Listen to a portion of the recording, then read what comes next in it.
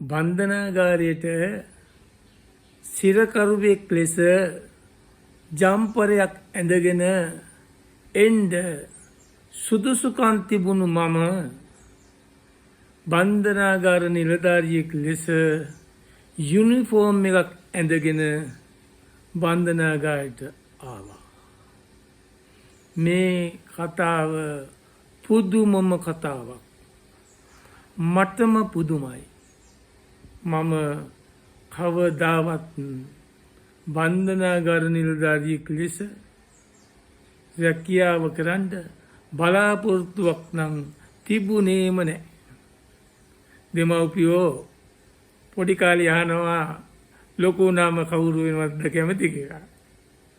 එක එක අය කියනවා වෛද්‍යවරු, ඉංජිනේරුවෝ, ගුරුවරු නැත්තම් එක එක වර්ගයේ රැකියාවල්.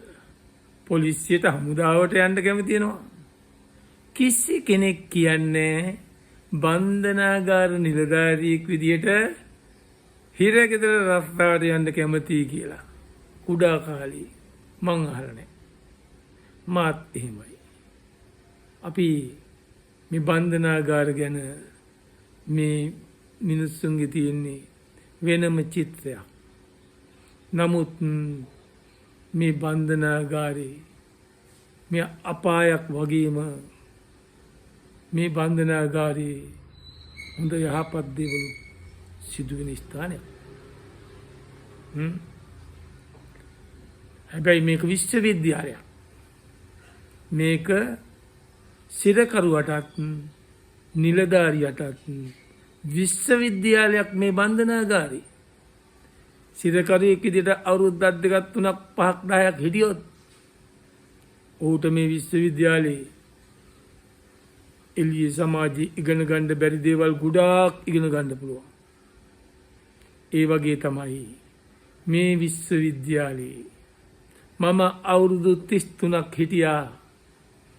මට මේ අවුරුදු 33 මට මූණ දෙන්න විච්ච යහපත් අයහපත් අත්දැකීම්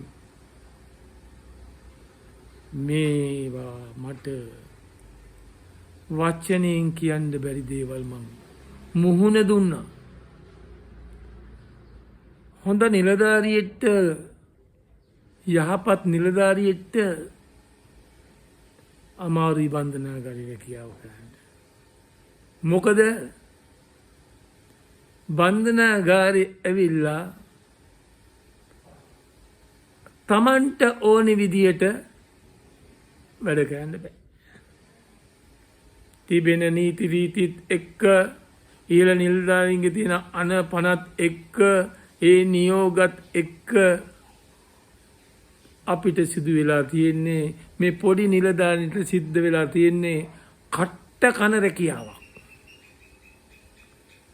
පුදුම පඩියට හිරේ මේ බන්ධනාගාර නිලධාරියගේ අඳුවනාව, මේ සිරකරුවන්ගේ අඳුවනාව, මේ බන්ධනාගාරේ සිරකරුවන්ගේ අඳුවනාව වසර 33ක් මම ඇසුවා.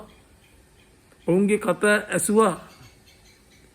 සිරකරුවන්ගේ පොඩි කුඩු පැකට් එක විකුණන්න මේ බොණ්ඩ පුරුදු වෙච්ච සිරකරුවගේ සිට මහා පරිමාණයේ මද්ද්‍රව්‍ය ජාවාරම්කාරයෝ සමග පවා මම කතා කළා.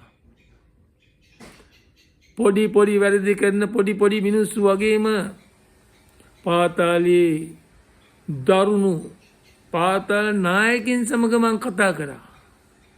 හැබැයි මේ අය තමන්ගේ වරද නිසා ඔවුන් දඬුවම් ලැබිලා තියෙනවා. මද්ද්‍රව්‍ය වලට වෙන්න පුළුවන්. ඔහු මද්ද්‍රව්‍ය කිලෝ ගණන් දඬු මේ අධිකරණයට නඩු පැවරිලා සමහරට දඬුවම් ලැබිලා හිරගෙදරට ඇවිල්ලා තියෙනවා. හැබැයි ඔවුනුත් දැන් සිරකරු.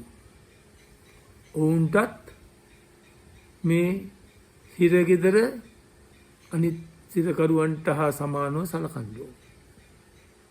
මොකද දඬුවම දෙන්නේ බන්ධනාගාරෙන් නෙමෙයි, දඬුවම දෙන්නේ අධිකරණේ. ඔවුන් මත්ද්‍රව්‍ය ව්‍යාපාරික වෙන්න පුළුවන්, පාතාලේ නායකයෙක් වෙන්න පුළුවන්, ඔව් මිනි මරලා තියෙන්න පුළුවන්. නොමුත් ඇත්තම ගත්තොත් බන්ධනාගාර නිලධාරියට ඔවුන්ට දඬුවම් පැමිණීමේ අයිතිය නෙමෙයි තියෙන්නේ. ඔවුන් ආරක්ෂිතව අධිකරණ නියෝග අනුව ඔවුන්ට රැකවරණය දෙන්න ඕනේ. ඔවුන්ට ඒ දඬුවම් කාලය ඔවුන්ව ආරක්ෂා කරන්න ඕනේ. ඔවුන්ට ආහාර දෙන්න ඕනේ. ඔවුන්ගේ වෛද්‍ය පහසුකම් බලන්න ඕනේ. ඔවුන්ගේ සෑම ප්‍රශ්නයක්ම ඔවුන් ඉරගත වුණාට පස්සේ දෙමව්පියෝ නැහැ, සහෝදරයෝ නැහැ. බන්ධනාගාර නිලධාරිය පමණයි සිටින්නේ. ඔවුන්ගේ දුක් අඳෝන අහන්න, ඔවුන්ගේ ප්‍රශ්න විසඳන්න, ඔවුන්ගේ අසනීපෙට බෙහෙත් ගන්න. හැබැයි මේ දරුණුයි කියන පුද්ගලයෝ තමයි ඇත්තටම බොහෝ දෙනා. දරුණුයි කියලා කියන ඔය පාතාලි කියන එහෙම නැත්නම් මහා ජාවාරම්කාරයෝ කියලා කියන මේ පුද්ගලයෝ හිරගේ ඇතුලේ නිලධාරීන්ට පාලනය කරන්න හරිම ලේසි. මොකද ඔවුන් විනයක් ඇතුව හිරගෙද ඉන්නවා. මම දැකලා තියෙනවා බොහෝ අය. එලි කහ ගන්නවා, මරා ගන්නවා, වෙඩි තියා ගන්නවා. නමුත් හිරගෙද පොඩි ළමයි වගේ මහා දරුණු අපරාධකාරයෝ. එක බන්ධනාගාර නිලධාරීට පුළුවන් මේ පොඩි බැටන් පොල්ලක් අතේ තියාගෙන 100 ගාණක් සිරකරුව පාලනය කරන්න. අවනතයි. ඒ වගේම තමයි ඔවුන් හිරගෙදර නිලධාරීන්ට ඒ නිලධාරීන්ගේ පාලනයට යටත්. යම් සිරකරුවෝ පරිපාලනයට බාධා කරන අය සිටිනවා. හිරගෙදර නෙමෙයිනේ. පාසලක ගත්තත්, පාර්ලිමේන්තුවේ ගත්තත්, ඉස්කෝලේක ගත්තත්, වෙනත් ආයතනයක ගත්තත් මේ හැම වර්ගෙම ඉන්නවා. ඒ වගේ බන්ධනාගාරෙත් වර්ග ඉන්නවා. නමුත් බොහෝ දෙනා, බොහෝ රැඳවියෝ, එළිය දරුණු අපරාධකාරයෝ හිරගෙදර පොඩි ළමයි වගේ ඉන්නවා. ඇයි? ඔවුන් කැමති නෑ නිලධාරියෙක්ගෙන් වචනයක් අහන්න. ඔවුන් කැමති නෑ නිලධාරියෙක්ගෙන් ගුටියක් කන්ට. නිලධාරියෙක් දන ගැස්සුවොත්, පාරක් ගැහුවොත් මුළු හිරගෙදරම ඔවුන්ට ලැජ්ජයි. ඒක නිසා ඔවුන් බන්ධනාගාර නිලධාරීන්ට බොහෝ දෙනා බොහොම ගරු කරනවා. සර් කියනවා, මහත්තයෝ කියනවා. ඔවුන් ඒ නිලධාරීන්ගේ වචනෙට අවනත වෙනවා. මේ දැන්නම් මේ සිරකරුවන්ට මේ බුලත් ටිකක්වත් ගන්න දෙන්නේ නැහැ. හොඳද? මම දන්නේ නැහැ මේ සිරකරුවන්ට මීට වසර 10කට 15කට උඩදී සිරකරුවන්ට දුම් වැටිය ගන්න දුන්නා. ඒ වගේම බීඩිය ගන්න දුන්නා. ඒ වගේම බුලත් පිට ගන්න දුන්නා. හැබැයි ඒ ගත්ත සිරකරුවොත් නිලධාරියෙක් ඉස්සරහා සිගරට් එකක් බීලා. නිලධාරියෙක් ඉස්සරහා බුලත් පිටක් කෑවේ නෑ. බන්ධනාගාරය තුල බුලත් කෙල ගහලා බන්ධනාගාර භූමිය විනාශ කරේ නෑ. ඔවුන් විනයක් ඇතිව බුලත් පිට කෑවා. හිර ගෙදර බුලත් පිට කාපු බුලත් කෙල පහරක්වත් නැහැ. ඔවුන්ගේ බකට්ටයකට ඔවුන්ගේ ඒ සුදුසු තැනකට ඒ කෙල ටික ගහනවා. එහෙම විනයක් ඇතුව ඉන්න සිරකරුවෝ ඉන්නේ බන්ධනාගාරේ. ටික දිනෙක ඉන්නවා. පාලනය කරන්න අමාරු. ඔවුන්ට බලය හරි පාවිච්චි කරලා ඔවුන්ව පාලනය කළ යුතුයි. නමුත් බොහෝ රැඳවියෝ විනයගරුකයි. බොහෝ නිලධාරීයෝ. මේක විනය දෙපාර්තමේන්තුවක්. විනයගරුකයි. හැබැයි මේ සිරකරුවෝ මේ හිරගෙදරට ඇවිල්ලා ඉන්නේ විවිධ පීඩනයෙන් දැන් ඉන්නේ. විවිධ දඬුවම් ලැබිලා ඉන්නේ. විවිධ මානසික තත්ත්වයන් වල ඉන්න අය ඉන්නේ. ඔවුන්ට හැබැයි පන්සල කෝවිල, ක්‍රිස්තියානි පල්ලිය, මුස්ලිම් පල්ලිය මේ සියල්ලම බන්ධනාගාරයේ තිබෙනවා. ඒ පූජකවරු ගෙනල්ලා ඔවුන්ට ධර්ම දේශනා යාඥා කිරීම, ඔවුන්ගේ ආගමික කටයුතු මුස්ලිම් පූජකවරු ගෙනල්ලා ඒවට සහභාගී වෙන්න අවස්ථාවක් දෙනවා.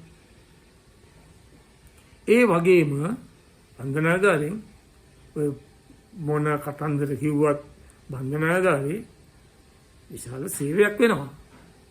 අර වැරදි කරන නිලධාරී ගැන මම කතා කරන්නේ.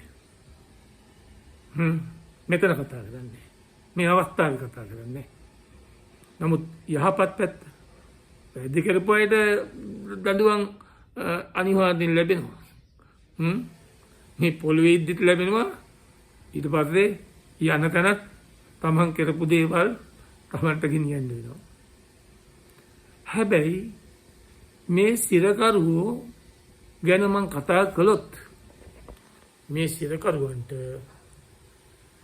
බුලත් පිටක් කන්න දෙන්නේ නෑ අද. මගේ පෞද්ගලික තීරණය. ඇයි? නිලධාරියට කන්න පුළුවන් නම් රාජකාරී වෙලාවෙදි බෑ.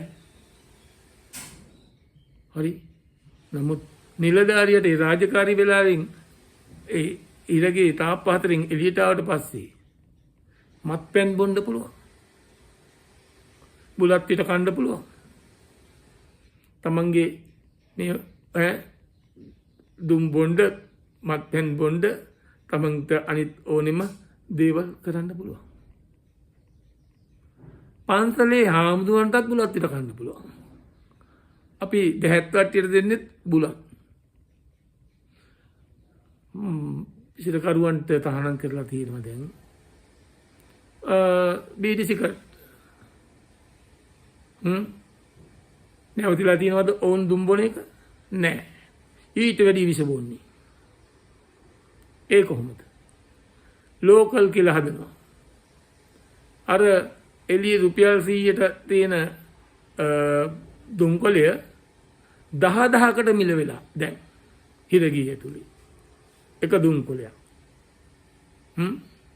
ඉතින් මේක අර හිරකාරයෝ ඔතලා ඒවා පොලිතින් එක දවටලා මේක ගුද මාර්ගයේ ගහගෙන එන අවස්ථාවල් තියෙනවා.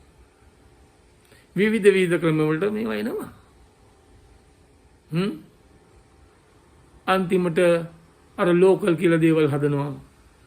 ඒව හදන්නේ හුණු කලවම් කරලා. ඒ වගේම අර දුම්කොළ බැදලා ඒකට විවිධ විස දාලා ලෝකල් කියලා එකක් හදනවා. මේකට හුණු කලවම් කරනවා. හුණු කලවම් කරලා තවත් යම් දේවල් මේකට දාලා චූටියට පත්තර පිටුවේ චූටි කෑලි කපලා මේකේ සිගරට් එකෙන් 10න් පංගුවක් විතර හීනියට ඔතනවා. බිව්වාම සිගරට් එක වගේ 10 ගුණයක් සැරයි. දැන් මේවා තමයි වුනේ. ඒ දුම් වැටිය තහනම්. දුම් වැටිය තහනම් ලෝකල් එක බොන. අර එක ගස්වල තියෙන කොළ ಜಾති ගස් ලැබු කොලේ ඉඳන් මොනවදද ගන්න නැත්තේ බැරි එවුන් කන කොළත් ගන්නවා. මේවා එක්කව කරලා ඉවරලා දුම් කොළත් එක කලවම් කරලා උණු දාලා මේවට වස දාගෙන උන් දුම් වැටි උරනවා. මොකද්ද සෞඛ්‍ය? සිගරට් එකට වැඩි විසේව බොන්නේ. ඉතින් අර දුම් කොළය රුපියල් 100 දුම් කොළය 10,000ක මිලට ගිහිල්ලා 5,000ක මිලට ගිහිල්ලා. හරි. දුම් බොන කට්ටිය දුම් බොනවා කොහොමද? හොඳද? බොනවා. දැන් බොන්නේ විස. බුලත් පිට. ඇයි මේ මානසික පීඩනයක ඉන්න සිරකරුවෙක්ට බුලත් කොළ දෙකක් දුන්නොත් ඒ මිනිස්සයා මේ ගැමියෝ අර ඈත පළාත්වල හිටපු ගොවියෝ එහෙම නැත්තම් මේ වඩු කාර්මිකයෝ මේෂන් කාර්මිකයෝ ඔවුන් තමන්ගේ රැකියාව කරද්දී මේ විතක් කෑවා. කුඩු බිව්වේ නැහැ. ගංජා බිව්වේ නැහැ. සමහරු මත්පැන් බිව්වෙත් නැහැ. බුලත් ටිකක් කෑවා. හිතකෙදට ආවමත් ඔවුන්ගේ මානසිකත්වයේ පොඩ්ඩක් මෙහෙවින්ද ඔවුන් විතක් කෑවා. දැන් තහනම් කරලා බුලත් පිට. හැබැයි අපි පන්සලේ හාමුදුරුවන්ටත් බුලත් දැහැක් වට්ටිය තමයි ගෙනියන්නේ. හාමුදුරුවන්ටත් පුළුවන් බුලත් පිට කන්න. එහෙනම් මොකද හිතකාරයට බුලත් කොලයක් දුන්නොත් අර අදුම ගානි මානසික වෙන්න ඕනේ. සිගරට් දෙන්නේ නැහැ. මත්පැන් මද්ද්‍රව්‍ය දෙන්නේ නැහැ. හැබැයි බුලත් කොලයක් කන්න. දුන්නා මේක ලොකු හානියක් නැහැ. මහා පරිමාණයෙන් නෙමෙයි. පොඩ්ඩක් දුන්නා නම් ඔවුන් බුලත් පිට වෙනුවට වස විස කනවා. එහෙනම් අර ගස් ලැබු කොළද මොනවද මේ කන්නේ නැති දේවල් නෑ ඒ කටමෙව කරගන්න.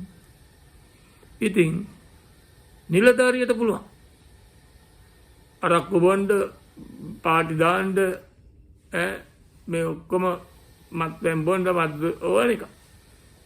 නිලධාරියට පුළුවන්. හිරකාරයට අර මානසික දේත් නැති වුණාම ඔවුන් ඉන්නේ පීඩනේ. මේ සිරකරුව පුදුම පීඩනයක ඉන්නේ. ඔවුන් අද මේ වෙද්දී නීති රීති වලින් අද ඔවුන්ව ඇයි ඔවුන්ව අද දවසේ සර්ච් කිරීම ගන්නකො. එයාපෝට් එකේ සර්ච් කරන්න ගියොත් අපිව සර්ච් වෙනවා උපකරණ වලින්. අපේ බඩු අපි ගෙනියන බඩු ද්‍රව්‍ය ඔක්කොම උපකරණ තියෙනවා. මේවා ඇතුලෙන් අපි යද්දී සර්ච් වෙනවා. තාක්ෂණය දියුණුයි. තාක්ෂණය දියුණුයි. නමුත් තවම අර සිරකරුවෝ මේ තාක්ෂණීය බන්ධනාගාරේ හරියට නැති නිසා ගෙනාව උපකරණ සමහර ඒවා කැඩිලා. ඉතින් මේ උපකරණ තිබුණට වැඩක් නැහැ. සිරකරුවෝ සෝදිසි වෙන්නෙම ඔවුන්ගේ ඇඳුම් ගලවල. ඔවුන්ගේ ඇඳුම් ගලවල නිර්වස්ස කරලා තමයි ඔවුන්ගේ ලිංගික අවයව බලන්නේ. ඇයි? නිලධාරීන්ට කරන්න දෙයක් නැහැ. ඔවුන් විවිධ ක්‍රමවලට තහනම් ද්‍රව්‍ය ගෙනියනවා. ඒකයි ප්‍රශ්නේ. හොඳේ. හිරගෙදරට මත්ද්‍රව්‍ය ගියොත් සමහරු කියන්නේම නිලධාරි ගෙනියන්නේ. කවුද ඔය නිලධාරි ගෙනියන්නේ? හිරකාරයා එක එක ක්‍රමවලට ගෙනියනවා. මං කියන්නේ කවුරු හරි නිලධාරියෙක් එහෙම ගෙනිච්චොත් දූෂිතයෝ ඉන්නවනේ 2-3ක් හරි. ඒකින්ද ඒගොල්ලන්ව මම සුද්ධ කරන්නේ හරි. නමුත් මේ සිරකරුව එක එක ක්‍රම හදාගෙන තියෙනවා බන්ධනාගාරට මත්ද්‍රව්‍ය ගෙනියන්න. ගිලලා ගෙනියනවා, ගුද මාර්ගවල ගෙනියනවා, ආහාරවල ගෙනියනවා. ඉතින් නිලධාරීන්ට සිද්ධ වෙනවා තියෙන සම්පත් එක්ක පරීක්ෂා කරන්න. බත් පතේ අර කොළඹ රිමාන්ඩ් බන්ධනාගාරේ නොයල් අමරසිංහව වෙඩි තියලා මැරුවා. බත් පතේ ගෙනිච්ච සැකකාරයෝ කීප දෙනෙක් හිටියා. ඔවුන්ට ගෙනිච්ච බත් බාස්කට් එකේ අඩිය රිවෝල්වරි. හැන්දි ගෑරුප්පු දාලා බැලුවට අවුනේ නෑ. අඩිය වදින්නේ නෑ. අපේ තියෙන බඩු මදි. රිවෝල්වරි ගිය ඇතුළට ඉරකාරය හැම වෙලේම මේ නිලධාරියගේ තියෙන දුර්වල තැන, පරිපාලනයේ තියෙන දුර්වල තැන උන්ටට දන්නවා. ඉතින් මේ පරිපාලනයේ බොහෝ අඩුපාඩු තියෙනවා. ඒ නිසා මේ තාක්ෂණයෙන් දෝන හිරගෙදෙට්ට සිරකාරයටත් බොරුවට මේ සිරකරු මිනිස්සු කියලා බෝඩ් එකේ ගැහුවට වැඩක් නැහැ. ඔහුටත් මානසිකව තියෙන්න ඕනේ. ඔහුට තියෙන අයිතිවාසිකම් සිරකරුවෙක්ටත් තියෙන අයිතිවාසිකම්. අර පහළ නිලධාරී කොයි තරම් පීඩනයක දුකකද මේ රස්සාව කරන්නේ? හරිම අමාරුයි මේ රැකියාව. ඉතින් මම මේ පීඩනයේ සමග වසර 33ක් මේ රැකියාව කළා. මට හුඟක් නිලධාරිය ආදරේ. අදටත් එහෙමයි. සිරකරු ගොඩක් ආදරේ. ඇයි අපි මම අවංකව රස්සාව කරා. සිරකරුවෙක් දුක් ගැනවිල්ලක් කිව්වොත් ඇහුම්කන් දීලා මට මගේ නිල මට්ටමින් කරන්න පුළුවන් දේ කළා. නිලධාරීන්ගේ දුක් ගැනවිල්ලදී මගේ නිල මට්ටමින් මං කරන්න පුළුවන් දේ කළා. හැබැයි ඉතින් මේවා කරන්න යද්දී සමහර වෙලාවට ඉහළ නිලධාරී වැරදි විදියට බලලා ඔවුන්ගේ පරිපාලනයට කරදරේ මිනිස්සෙක් විදියට හිතලා අපිටත් මට අනන්ත චෝදනාවල් කරලා තියෙනවා. ස්ථාන මාරු කිරීම කරලා තියෙනවා. හිරියර කරලා තියෙනවා. රාජකාරී පරිගැනීම් කරලා තියෙනවා. අවසානයේ තව වසර 5ක් තියෙද්දී හිරගෙදර රස්සාව කල කිරිලම්ම මං අයින් වුණා වසර 5කට පෙර. මගේ ෆයිල් එකේ කිසිම වරදක් කරලා නැහැ මම. ඒකින්ද මගේ ෆයිල් එක ක්ලියර්. මගේ ෆයිල් එක හරිම පිරිසිදුයි. දැනටත් ඕනෙම කෙනෙක්ට මේ පවතින රජයට මං ගැන පරීක්ෂණයක් කරන්න අවශ්‍ය නම් මගේ ෆයිල් එක බලන්න පුළුවන්.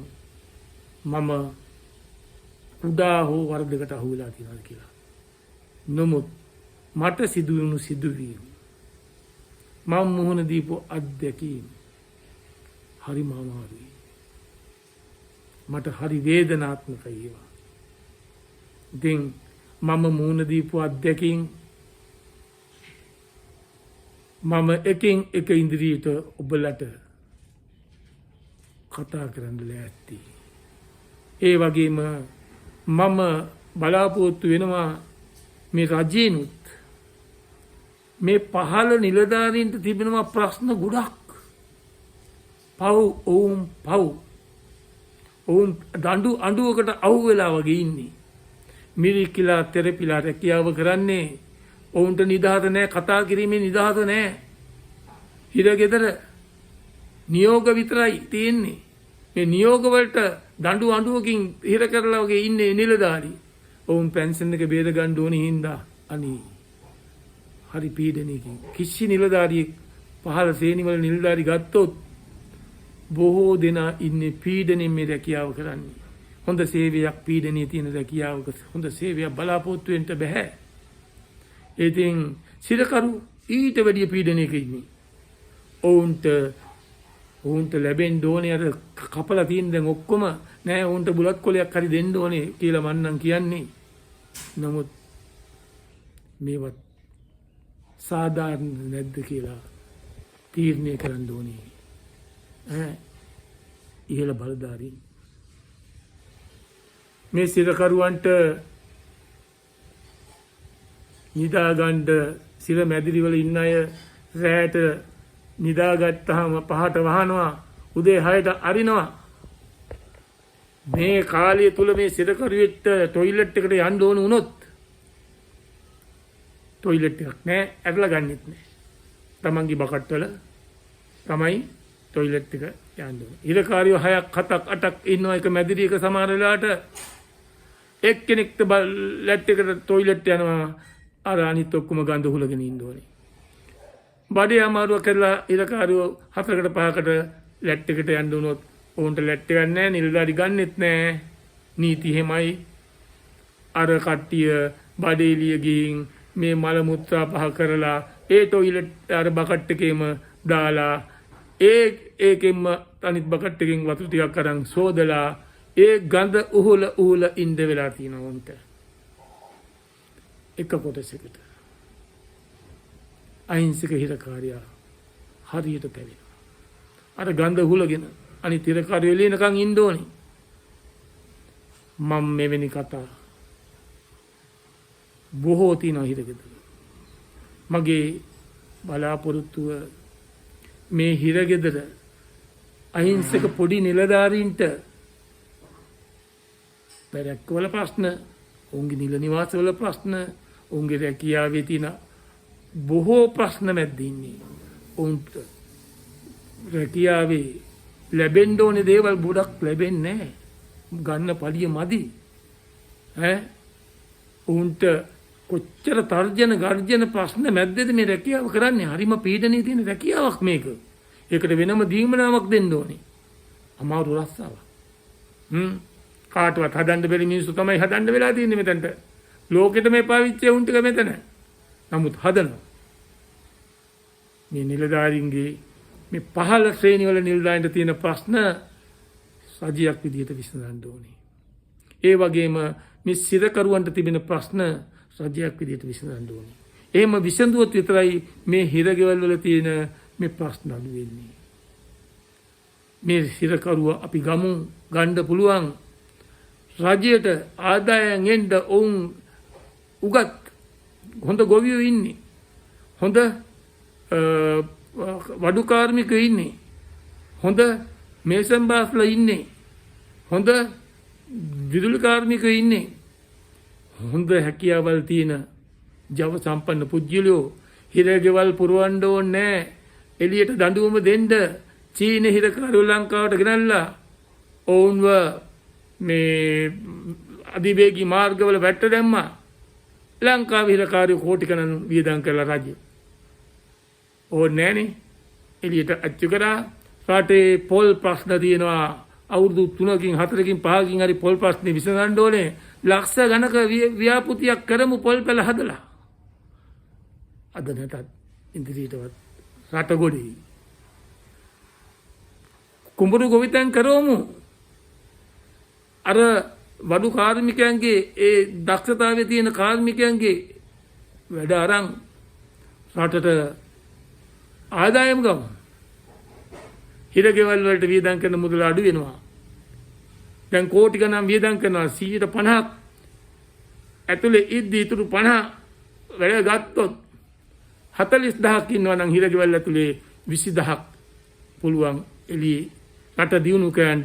මේ කුසි කර්මාන්තය නගා සිටුවන්ට මේ පොල් ප්‍රශ්න විසඳන්නට වී කර්මාන්තය ගොවිතැන් බතින් රට සම්වර්ධනය කරන්නට ඔවුන් දක්ෂයෝ. අපි ගමු. මහජන මුදල් වලින් ඔවුන්ට මෙච්චර වියදම් කරන්න ඕනේ නැහැ. ජනාධිපතිතුමනි, ඔබතුමාට මම හිරගේ ගැන මම පොතකුත් ලියලා තියෙනවා. මේ පොත මම ඉදිරියේදී පිළිගන්වනවා. ඒ වගේම ඔබතුමා මේ සිරකරුවන්ගේ මේ ප්‍රශ්න සහ පහළ ශ්‍රේණි වල සිටින මේ නිලධාරීන්ගේ ප්‍රශ්න විසඳන්නට ඉදිරියේදී මැදිහත් වෙන ලෙස ඊටාම කාරුණිකව ඉල්ලා සිටිනවා. ස්තුතියි.